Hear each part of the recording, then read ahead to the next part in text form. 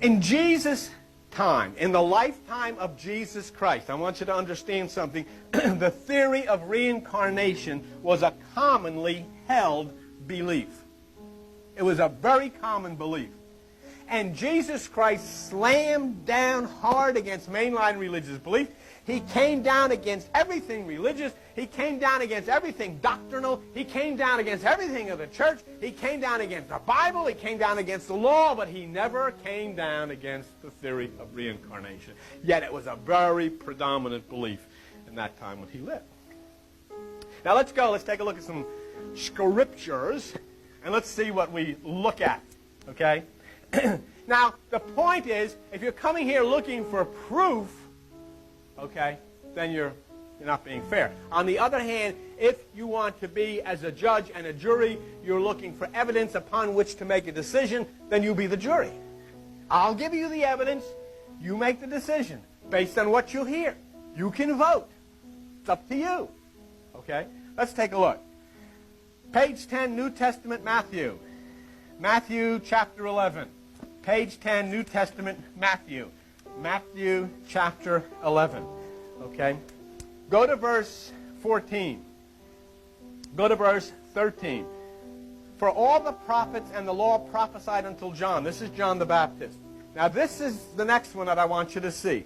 If you will receive it. In other words, if you are not going to work at this with a prejudiced mind because people have told you not to believe it, if you will receive it, this is Elias, which means Elijah, which was for to come. In other words, there was a prophecy that Elijah would be reincarnated and make a second appearance. And Jesus Christ says, that man standing over there is the Elijah who was to come. Elijah has reincarnated into the body of that man that you call John the Baptist. And Jesus Christ says, if you can receive it, if you are mystically, spiritually stable enough to understand this. But if you are one who is plugged into the Methodists, the Baptists, the Catholics, and all of these other people, you can't deal with it. You can't receive it because they've told you don't believe in reincarnation. So Jesus has to address them and say, only those people who can receive it, okay, only those people who can receive that will understand and will be able to take it. Okay. Now what about this? So you can say, no, what you can say to me, wait a minute, ho, ho, ho, ho, ho. What he was talking about was saying, you got this screwed up. What he was talking about, he was saying that John the Baptist fulfilled, the spirit of Elijah. He wasn't saying that's really Elijah. He was saying that, John the Baptist is a guy that fulfills the prophecy of a guy that like Elijah was going to come, So, in other words, if you look at John the Baptist, you can say there's the spirit of Elijah. That's all he meant by that. Okay. So that's a good counter to that particular idea of Elijah being John the Baptist. Page 18 in the New Testament. Okay. Matthew 17. Page 18 in the New Testament, Matthew 17. Now go to verse 11.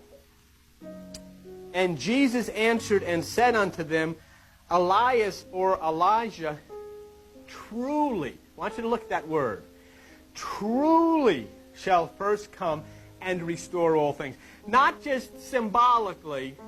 He said he will truly come. But I say unto you, verse 12, that Elijah is come already, and they knew him not, but have done unto him whatsoever they listed. Likewise shall also the Son of Man suffer of them. Then the disciples understood that he spoke to them of John the Baptist.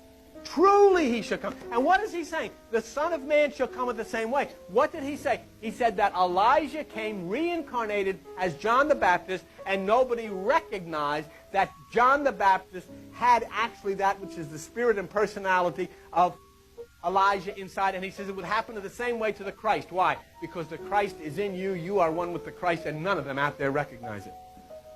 None of them out there recognize it. And they say, you're nothing but a worthless sinner, because they don't know that you're the Christ. Because you and Christ are one. And Christ reincarnates in human beings. He was trying to say he would reincarnate in human beings in the same way that John the Baptist was reincarnated by Elijah. All right? Now you say, well, now wait a minute. Okay, That's two. You know, that kind of balances the other one. It does look like maybe there was a question of reincarnation here. Maybe there was some reincarnation going on here, because Jesus said he would truly come.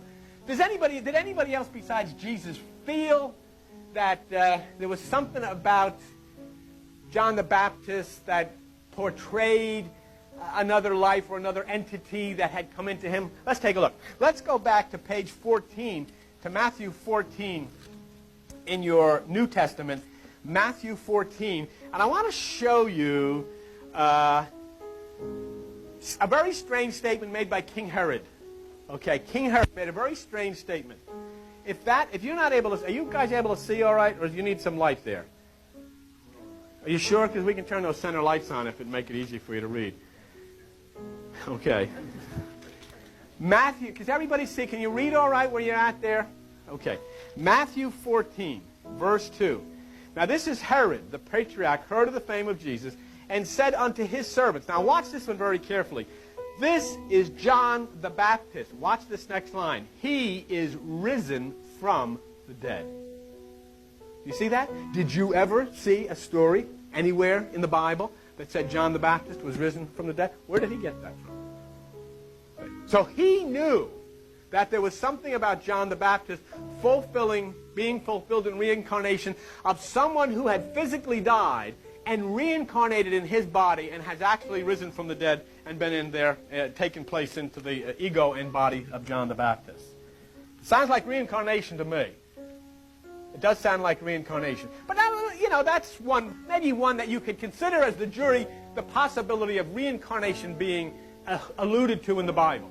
It doesn't prove it, but I think that it is there that there's a possibility. Jesus said he would truly come. Jesus said John the Baptist was the reincarnation.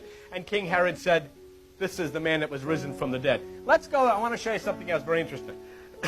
Now watch this one as we go to page 17 in your New Testament. Matthew 16 for the rest of you. Just a couple of pages up from where you were. Matthew 16. Now watch this one, and this is really interesting. Matthew chapter 16, let's go to verse 13. Okay, Jesus comes into the coast of Caesarea Philippi, and he asks his disciples, and this is the question, whom do men say that I, the Son of Man, am? Now watch their response. They said, some say you're John the Baptist. Some say you're Elijah. Others say you're Jeremiah or one of the prophets. Isn't it interesting to you that the people were commenting in this community that Jesus Christ was a reincarnation of somebody who had previously died? Do you see what happened here? In other words, the people believed that Jesus Christ had reincarnated and he was actually one of these great prophets or one of the others who had died previously. So the question then was risen, and Peter shot back with the fact that people believed that Jesus Christ was the reincarnation of somebody else. He was the reincarnation of John the Baptist, or he was the reincarnation of Elijah, or he was the reincarnation of Jeremiah, or he was the reincarnation of one of the prophets. And interesting, Jesus doesn't go into a tirade. What would you do? Especially in your born-again walk. What are you talking about? I'm a reincarnation. You don't believe in that screwy stuff, do you? He never said that. He said, well, wait a minute. That's what they say. But then he said, who do you say? Okay, they say I'm these people who would die. But who do you say I'm? He didn't get all freaked out about that. He didn't say you should never talk that way.